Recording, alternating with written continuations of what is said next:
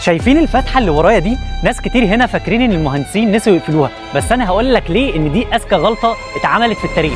خليني اقول لك، المتحف المصري الكبير ده مش مجرد مبنى، ده تحفة معمارية معمولة بحساب. كل زاوية في السقف محسوبة بدقة عشان يدخل منها ضوء طبيعي ويحافظ على الآثار من غير ما يضرها. والفتحة اللي ورايا دي مش مجرد صدفة ومش غلطة هندسية زي ما ناس كتير فاكرة. العبقرية هنا إن الفكرة دي مش جديدة، ده نفس اللي حصل من آلاف السنين في معبد أبو سمبل، لما المصري القديم خلى الشمس تنور على وجه الملك رمسيس يوم عيد ميلاده ويوم تتويجه. والتاريخ هنا بيتكرر، بس المرة دي في شكل حديث، في أعظم متحف أثري في العالم. أشعة الشمس بتدخل جوه المتحف وتنور في نفس الاتجاه اللي بيوصل لضوءها على وجه رمسيس الثاني، كأن المعابد القديمة والمتحف الجديد بيتكلموا مع بعض بعد آلاف السنين. نفس النور، نفس الحضارة، بس بلغة هندسية جديدة بتكمل عبقرية المصري القديم.